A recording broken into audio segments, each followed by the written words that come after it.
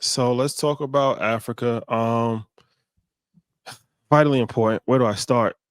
So if you're not familiar, if you haven't been following us on social media, we are taking a tour of Africa. We are in our second country. We started in Rwanda, Hmm. and it coincided with the NBA Africa League, and now we are in Kenya, Nairobi, Kenya. Shout out to all the Kenya diaspora. So we're gonna hit a couple other countries before we leave. It's an extended trip, and we're here to talk to dignitaries, entrepreneurs, and further our reach inside the continent. Well played. Got to do it. Yep. So first, let's man, Rwanda country. I don't think a lot of people are really understand like the level of Nope. infrastructure that they have. Man, they run this country. They run that country on a very efficient model. Is Mm. everybody told us it was the cleanest country in Africa. When I got there, I realized why they said that, because there's no trash. They don't even have. They don't allow plastic bags inside the country. That's It's like brilliant. it's like the Rwanda, like for Yeah. real. Like they don't allow plastic bags inside the country. And plastic bottles will be out by next year. The That's last incredible. crop of plastic bottles are now being distributed, and there won't be any more going forward. There's no trash on the streets. Streets are immaculate. I didn't see any homelessness when I was there. I didn't see any people begging for money. Security is super tight everywhere you go. Very militant. Mhm. Very impressive. Mhm. Extremely, and it's beautiful too. Mhm. They got mountains. It looks like Switzerland or something. Like it's like it's all in the hills, mountains, green, very lush green. We went to see the gorillas, so there's a bunch of different things to do in Rwanda. But okay, now when we go to Rwanda, we meet a variety of different people, and everybody, man, shout out to Fatima. It's too many people to name, but Fatima, she's important. We'll get her on Market Mondays soon. She's an entrepreneur that's actually building a real estate development out there. She kind of like laid out a whole itinerary for us and everything. But we met a lot of great people with like NBA Africa. Met a lot of great people in the government. A lot of opportunity for sure. Khalees actually owns a lot of property in Rwanda. Really? Okay. Khalees lives in Kenya. She moved to Kenya, but she was in Rwanda, and she was telling us she owns a lot of property in Rwanda as well. So she's all over Africa, just buying up land and doing a variety of different things. We got to talk to her. We got to talk to her eventually too. But they were very impressed about InvestFest, and we are here working on behalf of InvestFest also. I'll say that. We're here working to try to get people to come speak at InvestFest. For sure. Stay tuned. Stay tuned. Stay tuned. And we're also working on behalf of trying to get just representation from the continent at InvestFest. So there will be panels about investing in Africa at InvestFest. There will be presence inside the vendor marketplace at a high level. Let's just say that. To promote investment on the continent, because it's crazy. We went to a restaurant yesterday, and when we was in Rwanda, and shout out to Tuma, and he told us like a local restaurant. So we met an entrepreneur, and older gentleman, but you can tell like he's like a very well respected, savvy entrepreneur. He's like one of those guys, and he has a variety of different businesses outside of just being a restaurateur. But after we ate, we had a conversation with him, and he said, I need you. He said, and quote, he said, well, first he said, he said, how y'all like it? How you like Rwanda? How you like Africa? I'm like, we love it. He's like, this is your continent. Like, this is your continent. He's like, have you bought property out here? Yeah. I'm like, he's like, what you waiting for? I'm like, we just trying to figure it out. He's like, this is your continent. He's like, now I want you to tell your people in America. This is what he said. I said, I need you to tell your people in America. He said, and it was a very respectful way, but he was like the chains that you have on your neck. He was like, cash. He's like, just cash those chains in and And invest. buy property. He's like, invest in Africa. He's like, invest. He's like, anywhere. But he was like, you know, since we're in Rwanda, he was champion that. He was like, anywhere on the continent. He was like, look, he was like, just try it out. Just buy one property. Like he was like literally like going. He was like, look, he's like, why are you staying there? Like, why are you in a country that doesn't want you? He was like, yo, we need you here. Like, he's like, tell your people. He's like, take the chains, like cash in the chains and buy a house in Africa. You know, Like, he broke it down to a science. He was like, yo, how much would a house cost you? Let's say in Atlanta, like maybe 400,000. He's like, how much rental income would you get for that? We're like, I don't know, maybe 3,000, 3,500. He was like, I could buy $125,000 house and get the same rent here. Why would you waste the money? yeah, and houses in Atlanta is way more than that now. We talked about For that. sure. Housing in Atlanta, $1.1 million, $2 million. But yeah, he's very educated on the geopolitical landscape because he used to live in Canada. Yep. So we had a conversation about the political landscape currently in America. We had a conversation about real estate prices in Atlanta. We had a conversation about minerals in Africa. And he's very educated person when it comes to the world. But his thing was, why are you wasting your time over there? He's like, even if you don't come full time, like just have something. He's like, I want you to know, and I want your audience to know that this is your continent. Straight up. Say it again, please, because they may not have heard it the first time. And this is coming from a person who's in Africa, right? Because I know they try and put up. This is coming from an African that's living in Africa. Now, when he say it's your continent, not to say like it's not his too, but he's saying like it's ours. So he's like, look, why are you not here? Why don't come? Like, why don't come here? He's like, we got the infrastructure, we got everything, we running the government. He's like, why aren't more people not coming? I'll just add to being in Rwanda. Outside of it, yes, I feel like it was the safest. I don't think I felt any safer anywhere that I've been in the world. Definitely one of the safest places, definitely one of the cleanest places as well. But how government works with the private sector and works with its citizens is pretty impressive. Like everybody has the same vision to make sure that they promote Rwanda to be the brightest and be it full of opportunity. Everybody's on that same mission, no matter where, if it's the restaurant, if you're walking down the store, if you're in the car with the driver, everybody has that same vision of loving the government, but loving what they can help do in terms of infrastructure. So we went to a few properties, and shout out to Fatima again, but she brought us to her development, which was affordable housing, which is incredible because sustainability that they've been able to create. We were sitting here like, why aren't we doing this here in America? Like, why? What kind of codes are they passing in infrastructure and technology are they creating that they're able to do this at scale in a very short amount of time? And then we saw luxury housing. And I know everybody's like, the first thing when they think of Africa is not luxury.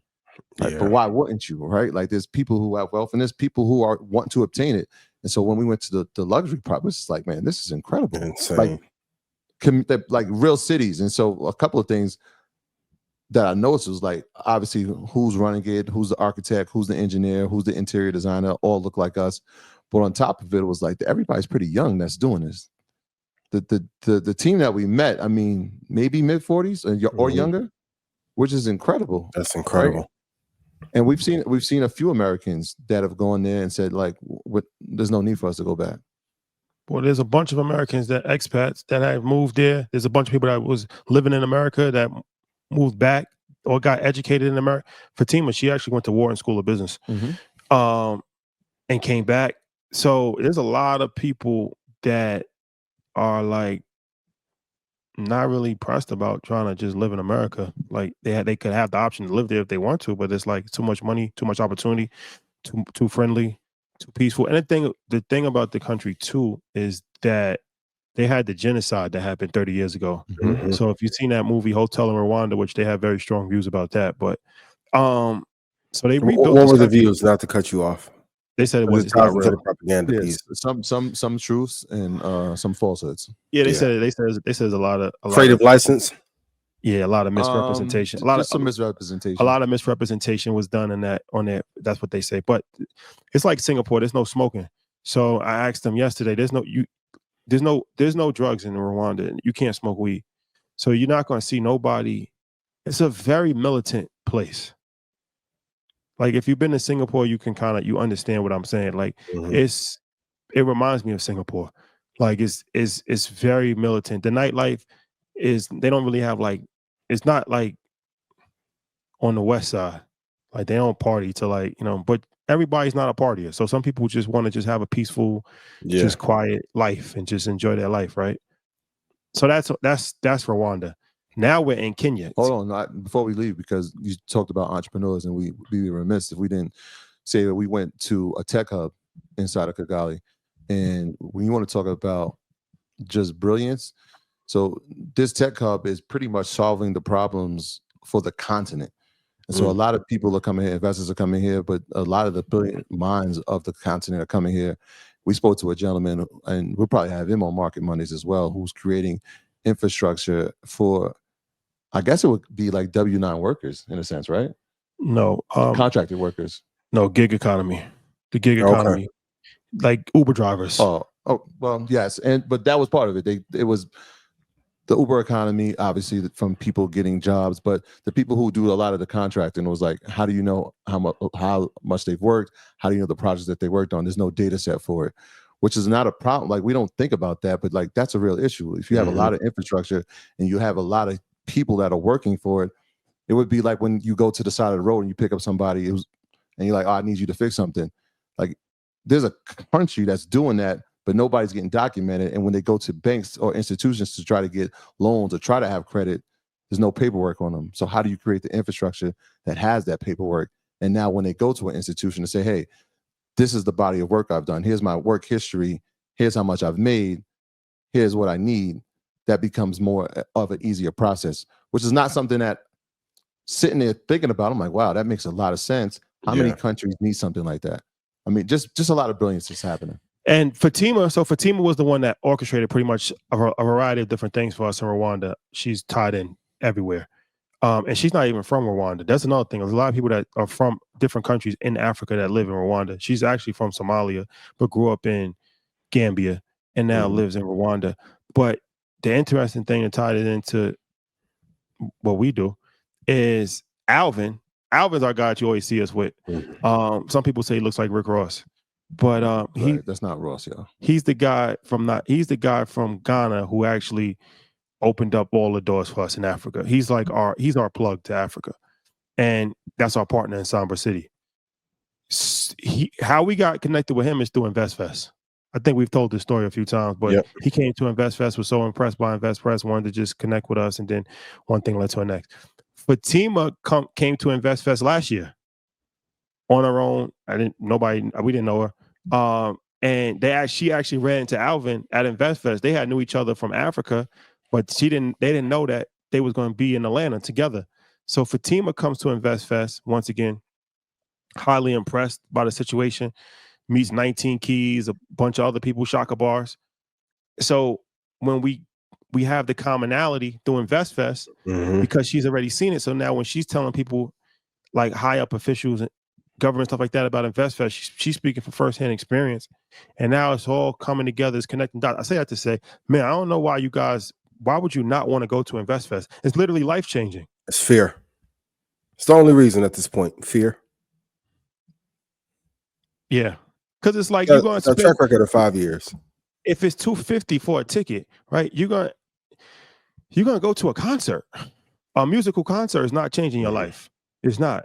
But I mean, the proof of concept is already set, right? And this is from real world experience. You're going to meet at least 2 people that could potentially change your life over the course of a weekend. If there's 30,000 people in one venue, what do you think the odds are that you can actually double the amount of money that you paid for a ticket, right? Whether it's a VIP ticket, whether it's a general admission ticket, it's almost impossible not to recoup that plus travel plus more.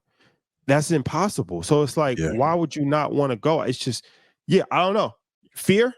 Yeah, fear. Unpack that for me, though.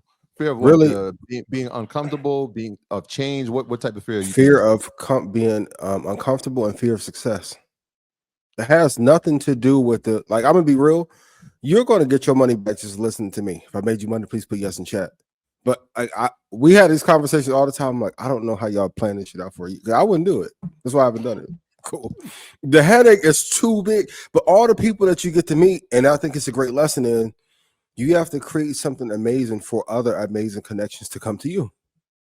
So if you're in the place and you just ask, hey, what can I do to help you? Or you tell people, hey, I want to invest in Africa, or I want to get into tech.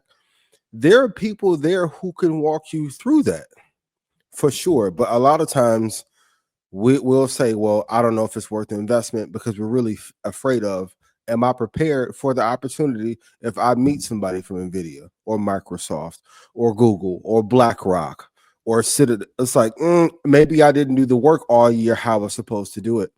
But I would say get over the fear because you don't have a choice.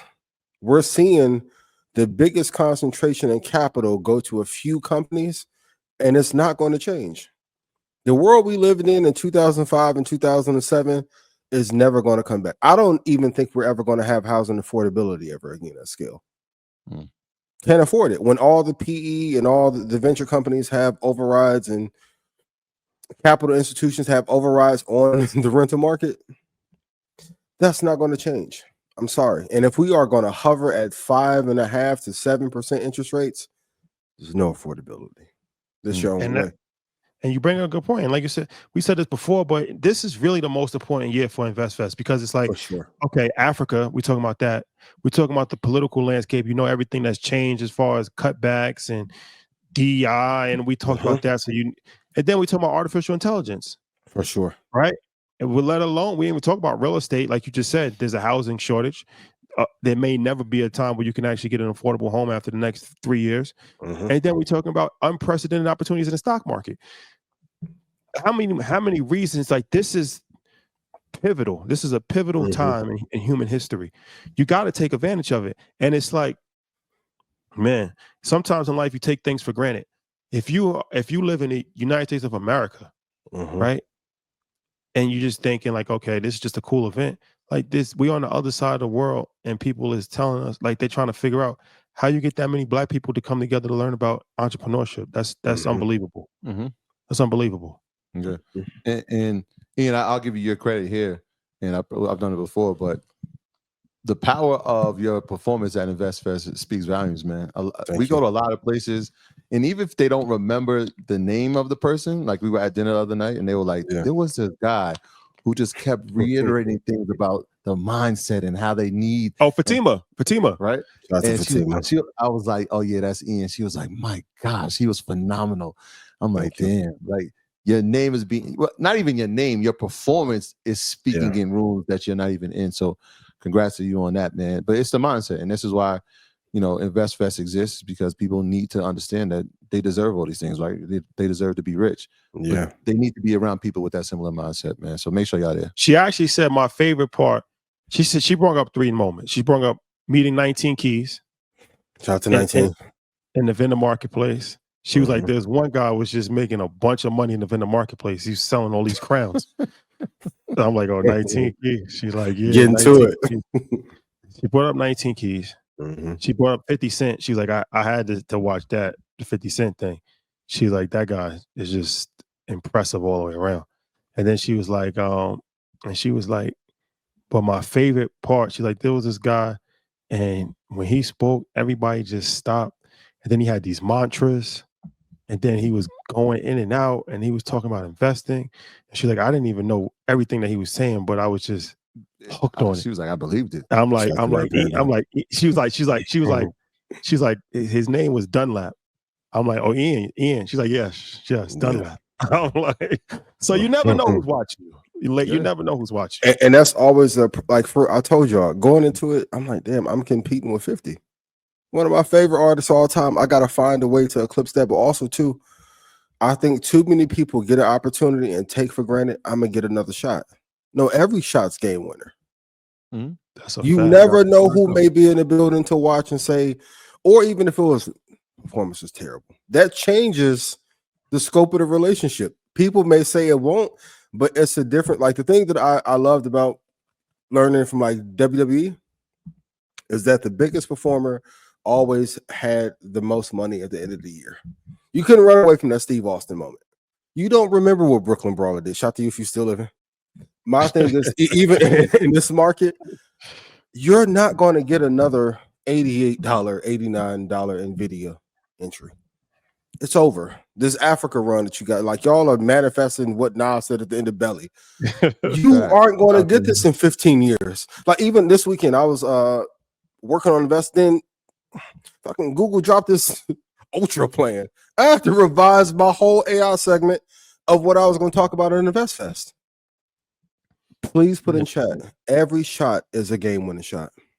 Every shot is a game winner. And a lot of y'all that show up to other events and prep the day off. Nah, baby boy, 4 or 5 months in. And it shows, but it shows that your level of diligence shows, because that was something that, like I said, we in, and we didn't tell her. Yeah. Like, you know what I mean? Like that was, she brought that up on her by herself. Yeah. And that's not the first time that's happened. Numerous times people have spoken about that, man. So just wanted to give you your flowers in front of the world, man, because you deserve them. For sure. Y'all do too for doing this event every year. I would have been done year one. And I'll say this too before we leave Africa. So now we're in Kenya, and Kenya is an interesting place because it's the tech hub of Africa. And they have a company called M-Pesa, which actually revolutionized mobile payments. Hopefully we can go to their office, but I actually saw them on 60 Minutes like 5 years ago. So that's crazy. But the tech, all of the tech stuff that's happening on the continent right now is coming out of Kenya for the most part. Like they're leading the way. And that's something that people don't know a lot about either. Like when you think of Africa, you think of resources a lot. Like you think of like gold, copper, you know, diamonds, all that stuff, which that is a major part of the continent. But a lot of people don't associate technology with Africa. But there is there's a lot happening on the continent right now in the world of tech, artificial intelligence, all kinds of different technologies being developed in Africa right now. And there's a lot of smart people that's starting companies. A lot of startups are being started. There's a lot of Americans here. We met a lady at the airport that was from America that's saying that she brings Middle East capital to Africa for startup companies. That's a good business to be in and get on the ground early. Listen, every major company on earth is going to Africa but us. The NFL's there, Meta's there, Amazon started to make that move after the India investment. Like, you just have to pay attention. I know in the public and propaganda, they still try and demonize Africa as a place not to invest in, a third world, but there's a reason why they do that, and then park the capital there. Oh, park, yeah. And just, you could just look up the companies that have branches or headquarters on the continent. There should be some companies that you're very familiar with. Yeah, I mean, it's common sense. If you got reservations at this point, you deserve to be broke. You deserve to be broke. Generational poverty. Stay tuned. Generational poverty for sure. That's what's going to lead to. And honestly, if you don't go, you can never say anything about the information being gatekept. That's a fact. That is a fact. Well, okay. Well, that's our Africa review. We'll update you next week when we have the second leg of our tour done. A couple more countries. But so far so good. So far so good. So y'all met with Bill Gates yet? Not yet. Gotcha. Pending. Membership. People will make up an exotic lie. I went and watched that video the other day. I'm like, boy, y'all are crazy. You scripted this out in your head? That's crazy. Jesus. Shout out to Billy. But yeah, get your tickets to InvestFest, ladies and gentlemen. Go to investfest.com. If you're in Red Panda, you got a discount code. Get your tickets to InvestFest. Go to investfest.com. Yes. August 22nd in Atlanta, Georgia. Life-changing experience.